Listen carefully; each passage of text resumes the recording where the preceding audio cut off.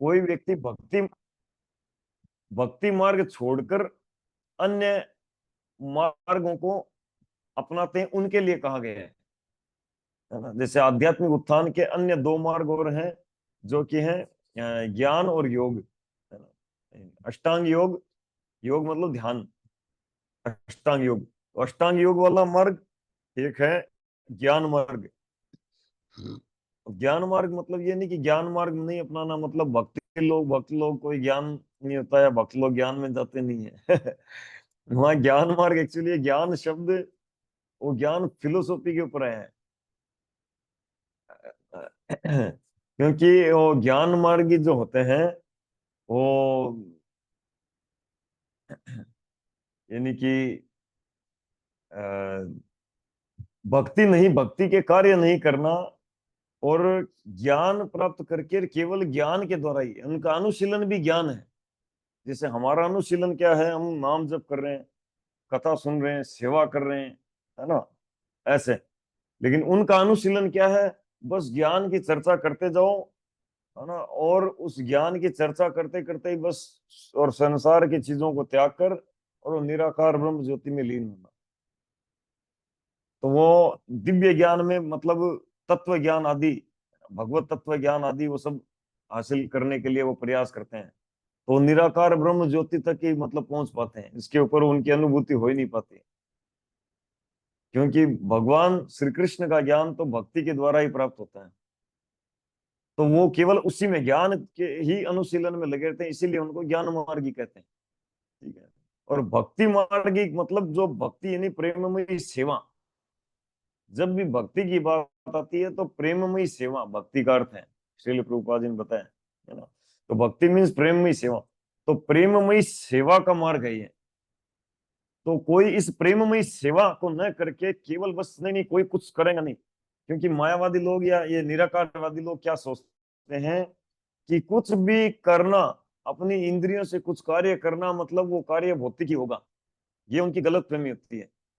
तो इसीलिए कार्य कुछ करना नहीं, केवल ज्ञान का अनुशीलन करो और ज्ञान का मनन चिंतन करते जाओ, और कुछ संसार में कर्म आदि इंद्रियों से कुछ करना नहीं, और उसी से मतलब प्राप्ति होगी।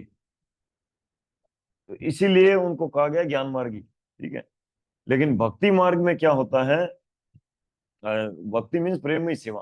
तो इस सेवा को छोड़कर कोई केवल ज्ञान में न लग जाए, इसीलिए उनको कहा गया है ज्ञान अनुशीलन। लेकिन इसका मतलब ये नहीं है कि भक्ति में यानी कि जो प्रेम में सेवा कर रहा है उसमें कोई ज्ञान होता नहीं, या फिर उनको ज्ञान कुछ आवश्यक नहीं है, या ज्ञान अनुशीलन नहीं करना, ऐसा नहीं है ना। या अब जैसे योग मार्गी तपस्या आदि वो करते हैं, वो तपस्या करके इंद्रियों को संयमित करते हैं, है ना, कि इंद्रियों को संयमित करूं पूरा का पूरा, मतलब बाहर से भी अंदर से भी, है ना। यम नियम आसन प्राणायाम प्रत्याहार धारणा ये करके पूरा संसार से सब जगह से मन को इधर से उधर से सबसे खींच के रोल लगाऊं। तो और करके क्या करते हैं, परमात्मा में ध्यान केंद्रित करते हैं, और एक समय समाधि लगती है, परमात्मा का दर्शन होता है, और परमात्मा सामने दर्शन देते हैं, फिर भगवान उनसे कहते हैं प्रभु हमको मिला लीजिए, लीन कर लीजिए। और वो भगवान से लीन मांगते हैं, भगवान ठीक है उनको लीन कर देते हैं, निराकार ज्योति में या तो सायुज्य में। ठीक है, अपने में, अपने देह में, या तो या निराकार दोनों ही मतलब। तो इस प्रकार से वो योग अनुशीलन, तो उनकी तपस्या क्या, टारगेट क्या है तपस्या का, भक्ति नहीं है, प्रेममयी सेवा नहीं है। श्री कृष्ण को प्रसन्न करने का कार्य न वो ज्ञानी कर रहा है, न वो योगी कर रहा है। इसीलिए वो केवल ज्ञान मार्गी, केवल योग मार्गी काम का नहीं है। ठीक है। हाँ, भक्ति मार्गी अब जो प्रेम में सेवा कर रहे हैं, तो उसके लिए प्रश्न उठता है, तो क्या उसको तपस्या की जरूरत नहीं है, उसको ज्ञान की जरूरत नहीं है? नहीं, ऐसा नहीं कहा गया है ना। और क्योंकि भगवान ने यहाँ तक कि गीता में बताए हैं, है ना, कि चार प्रकार के लोग मेरे शरणागत होते हैं। भगवत गीता में निकालता हूँ, एक सेकंड। 7वां अध्याय 18-19 नंबर श्लोक है ना, जहां भगवान कहते हैं, देखो,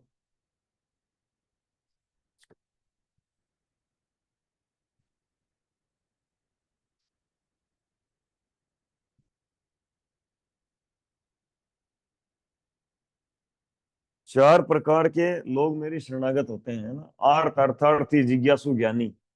अब उसमें कह रहे हैं तेषाम ज्ञानी नित्य युक्तो एक भक्तिर विशिष्यते। तेषाम उसमें से ज्ञानवान, है ना, इनमें से जो परम ज्ञानी है और शुद्ध भक्ति में लगा रहता है वह सर्वश्रेष्ठ है। ठीक है ना।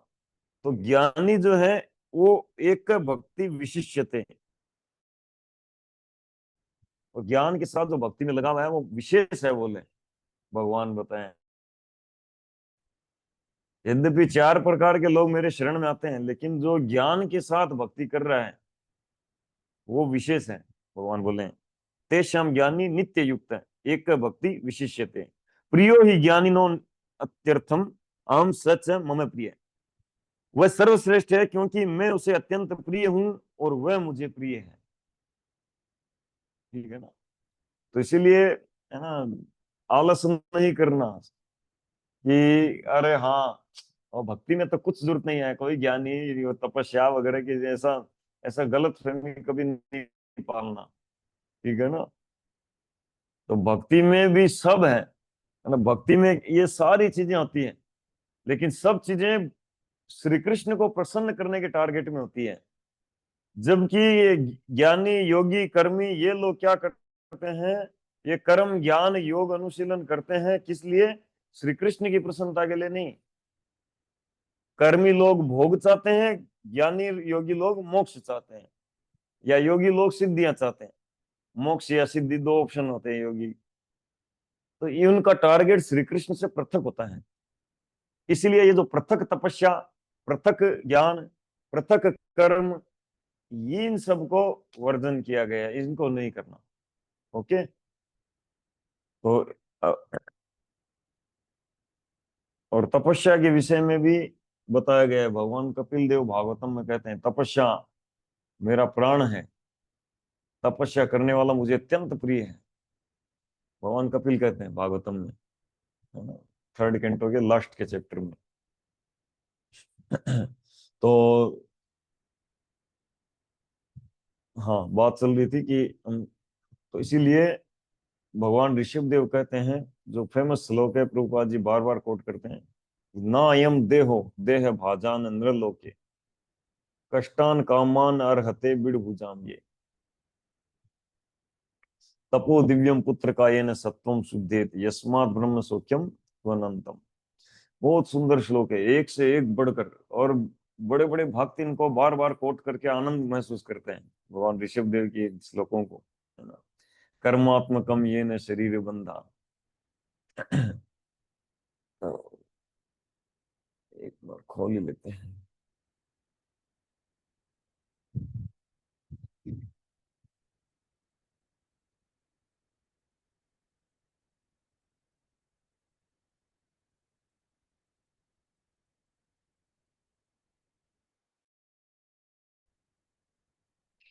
ये प्रभुपाद बहुत बार बार कोट बहुत सिद्धांत है ना, अयम देखो हम शरीर नहीं है, और इस मनुष्य शरीर नहीं, अंदर बैठे आत्मा है।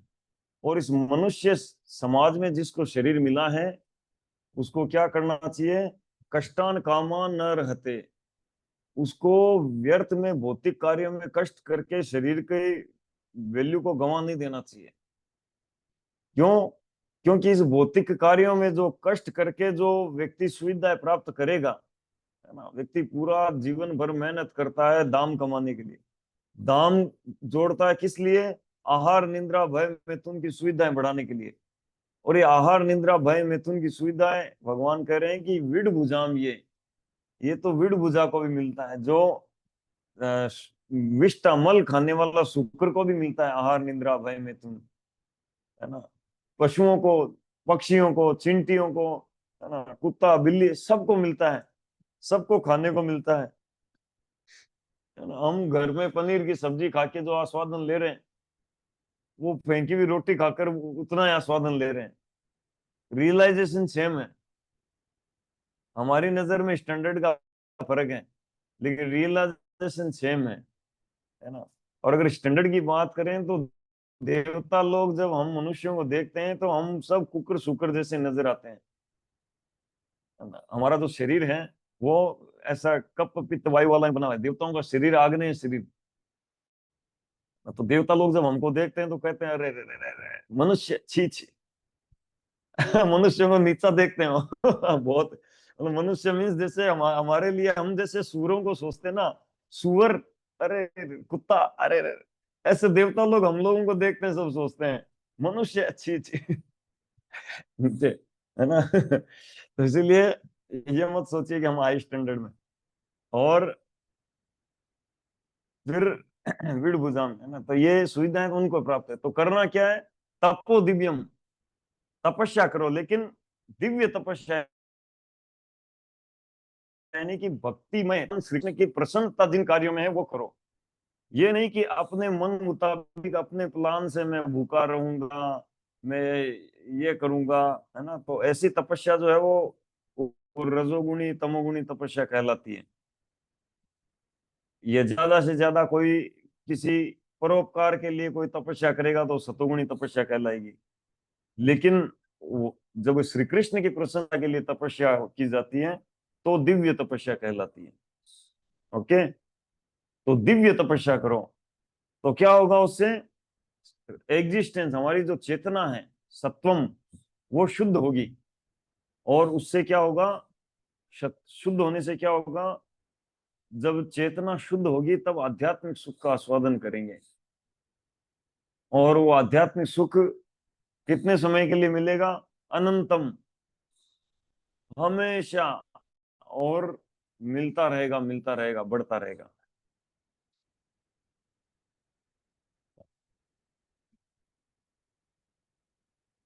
फिर आगे कह रहे हैं देखो, महत सेवाम द्वारम आहुर विमुक्ते, बोले महत की सेवा करो, शुद्ध भक्तों की सेवा करो, ये मुक्ति का मार्ग है ना।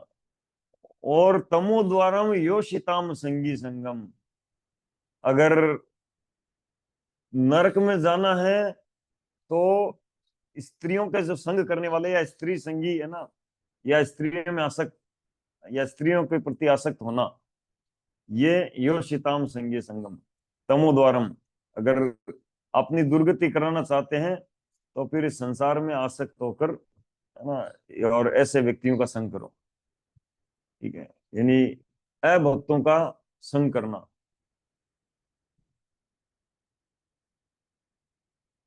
महांतस्ते समचित्ता प्रशांता, विमन्य वह सूर्योदय साध वो है। तो ये महान भक्तों के क्वालिटी बता रहे हैं।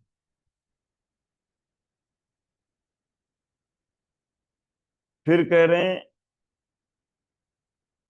दो श्लोकों में, सॉरी, तीन डबल आ गए, अच्छा डबल आ गए।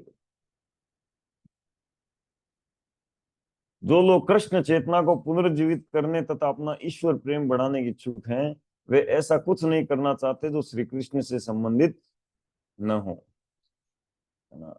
तो जो लोग कृष्ण चेतना को पुनरुज्जीवित करना चाहते हैं वो श्री कृष्ण की प्रसन्नता के अतिरिक्त कुछ भी नहीं करना चाहेंगे। ठीक है, वे उन लोगों में मेलजोल नहीं बढ़ाते जो शरीर पालन, भोजन, शयन, मिथुन तथा स्वरक्षा में व्यस्त रहते हैं। समझ गए, बहुत इंपॉर्टेंट पॉइंट है। यानी जिनको इस संसार से निकलना है, भक्ति में प्रगति करना है, भगवत धाम जाना है, वो लोग क्या नहीं करते हैं, वो उन लोगों से मेलजोल नहीं रखते जो संसार में केवल अपना शरीर पालन में लगे हुए हैं, या कोई भोजन में ही बस, मेरे को तो खाने का बहुत शौक है, खाने में लगा रहते हैं। कोई शयन बोले, मेरे को तो संडे का अवसर मिलता है, मैं खूब सोता हूँ, खूब सोता हूँ, और रात को भी 10 बजे सोता हूँ, सुबह 8 बजे जगता हूँ। और मैथुन आदि, है ना, और स्वरक्षा के कार्यों में व्यस्त रहता है।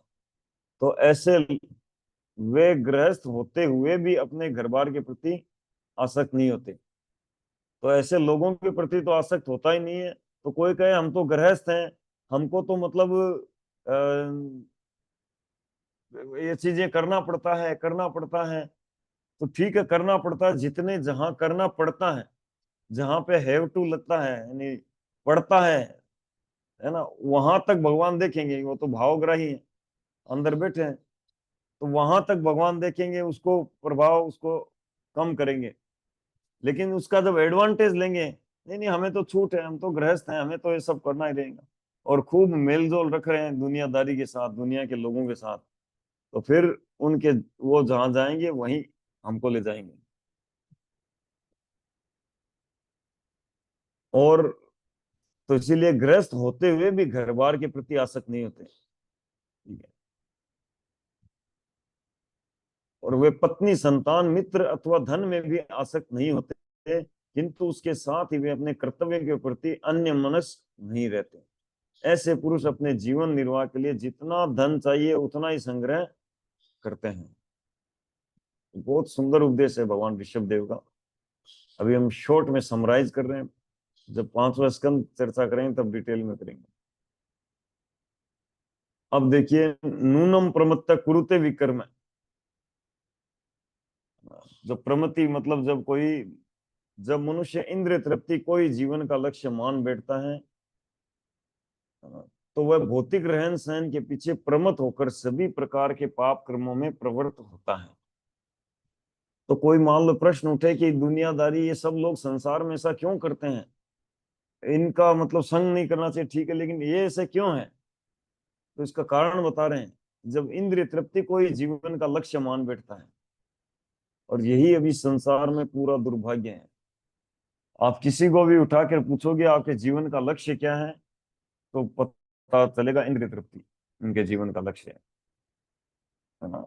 मतलब अब कुछ और बताएंगे, लेकिन वो जो कार्य करते हैं पूरा इंद्रिय तृप्ति के ही निमित्त करते हैं, है ना।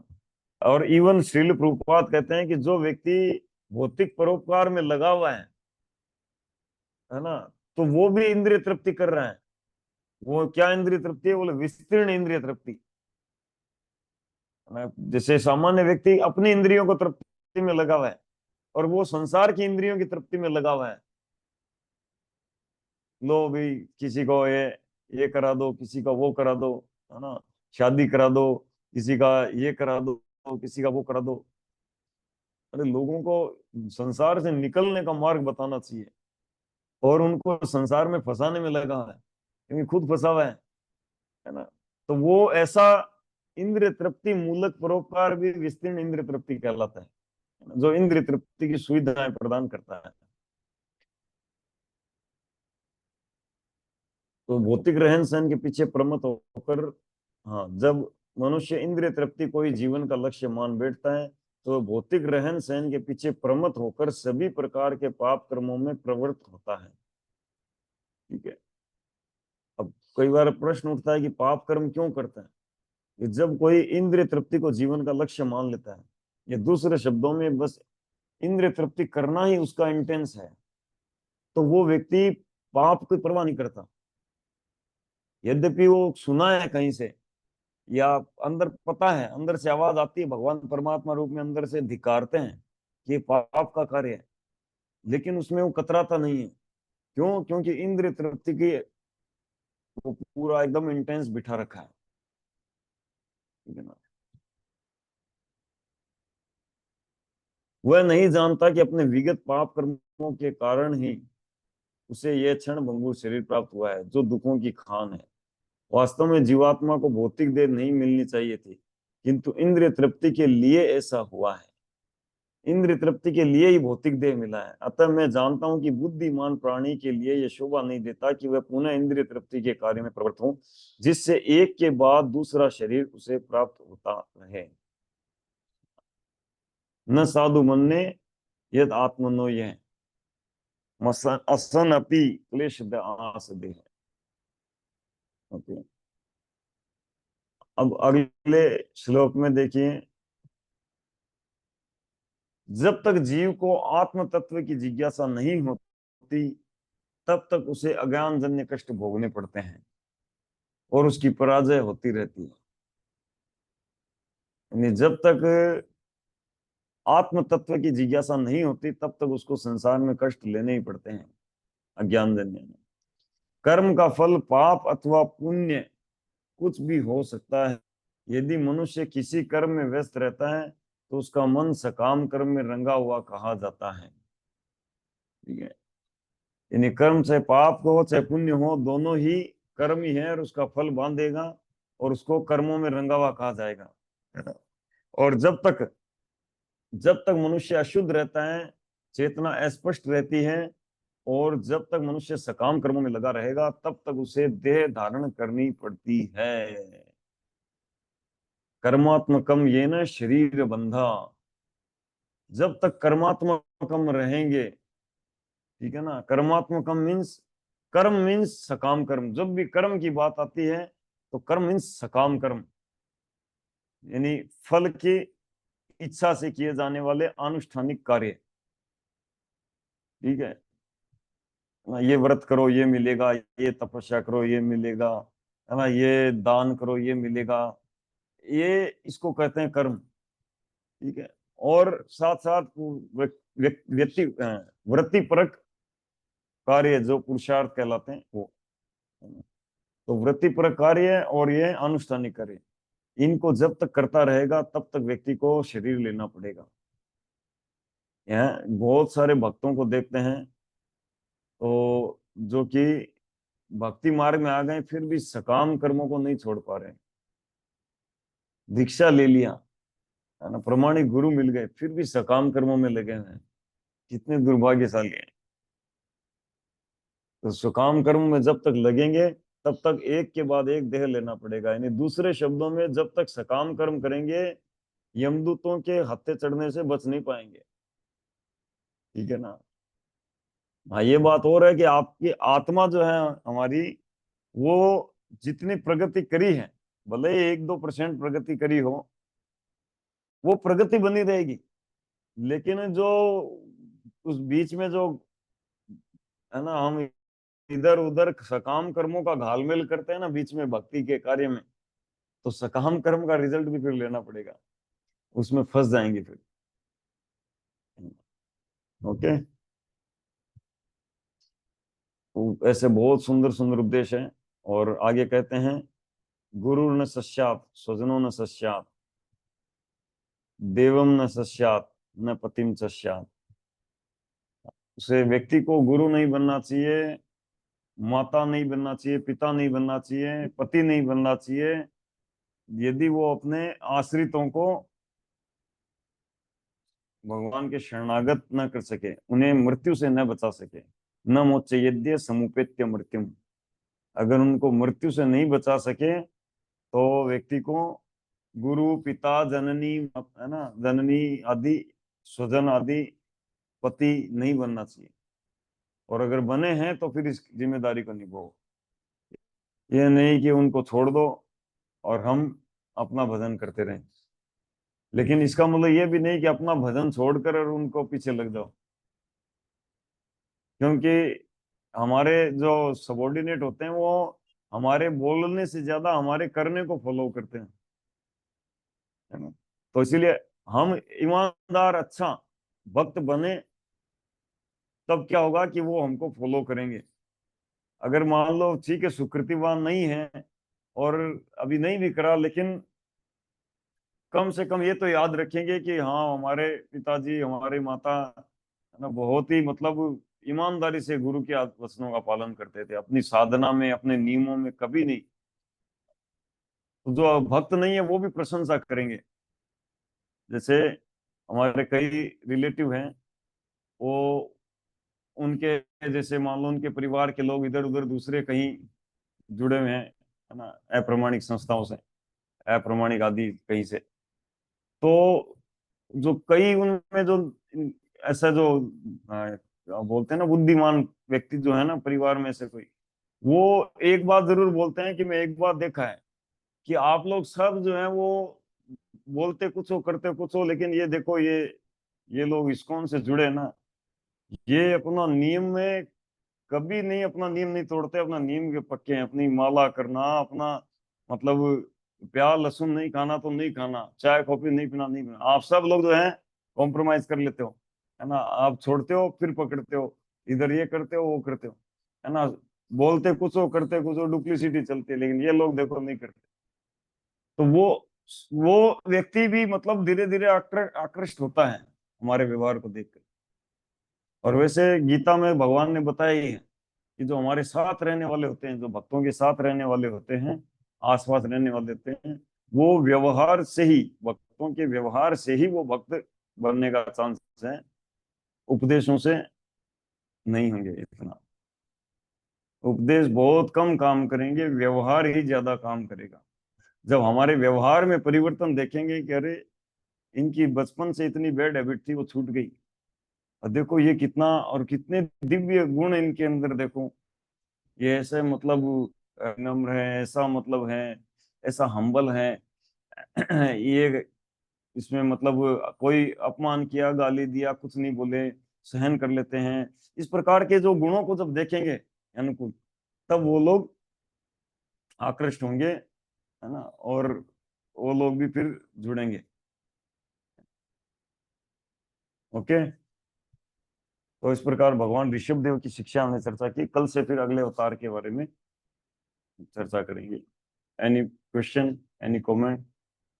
कल मेरे पास आवाज आ नहीं रही थी, तो मेरे को पता नहीं चला किसी का कोई क्वेश्चन है क्या।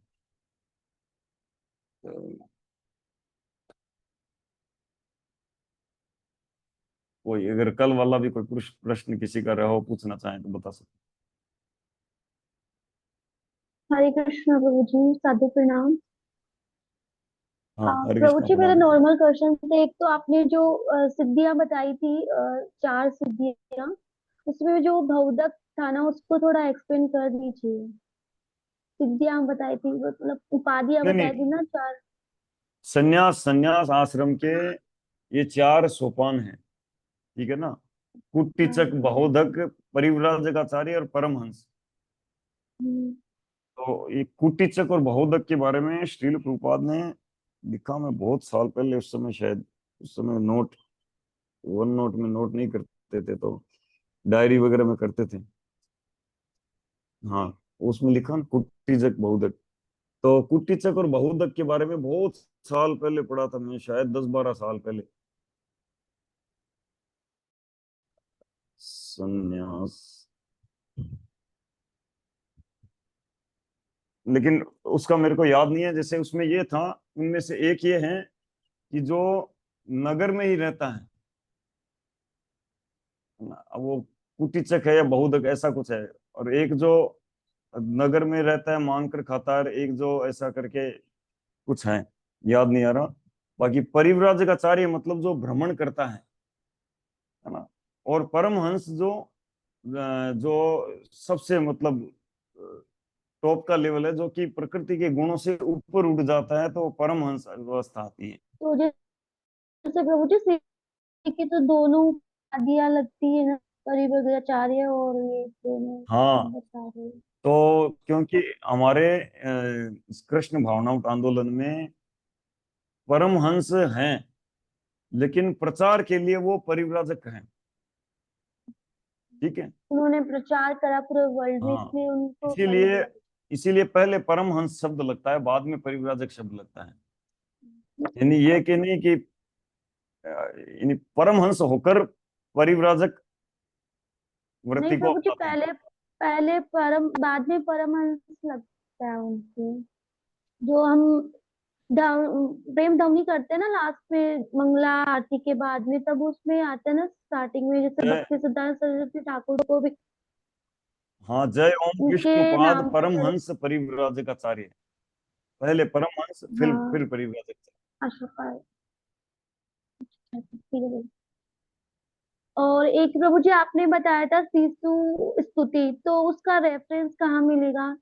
मतलब उसको पढ़ने का थोड़ा कौन सी मतलब स्तुति? इच्छा है। शिशु स्तुति बताई थी ना, कि वो मतलब गर्भ में स्तुति करते हैं भगवान से। हाँ, थर्ड उसका कैंटो, रेफरेंस कहाँ? थर्ड कैंटो पढ़ते हैं। 30 चैप्टर, और टेक्स्ट नंबर 15 के आसपास से शुरू है। ठीक है, ठीक 15-17 ऐसा कुछ है शुरू, ठीक है। है। थैंक यू प्रभु जी।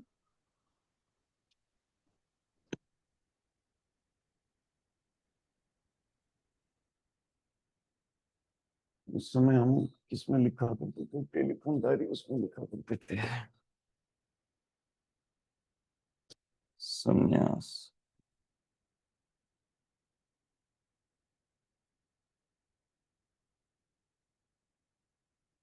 और किसी का कोई प्रश्न है?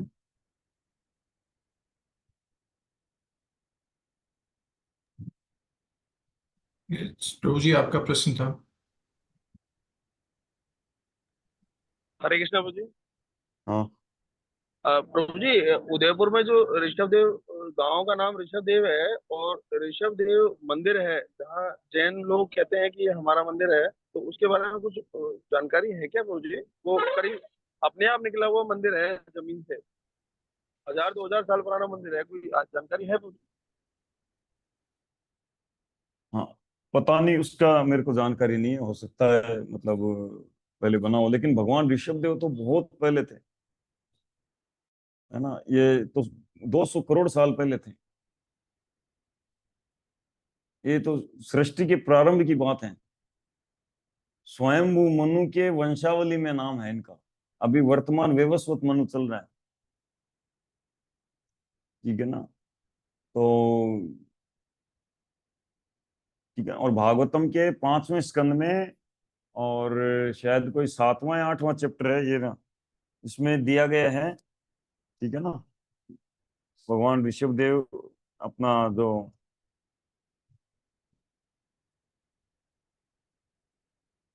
6 5वें स्कंद का 6ठा चैप्टर है ना, उसको पढ़ लीजिए। उसमें वो आपको पता चल जाएगा, उसमें वो जैन धर्म का भी मतलब बताया गया, कैसे शुरुआत हुआ, ठीक है। और भगवान ऋषभ देव जो हैं, उन्होंने कोई जैन धर्म नहीं बनाया था, ठीक है ना। उनको जस्ट एक राजा थे, और उनसे जैन धर्म हुआ था। ओके।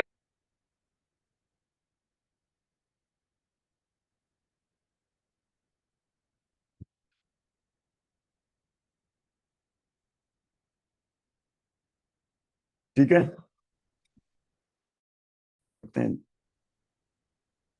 जय ग्रंथ राज श्रीमद् भागवतम की जय, जगत श्रील प्रभुपाद की जय। गौर प्रेमानंदे, हरि हरि बोल। हरे कृष्णा प्रभु जी।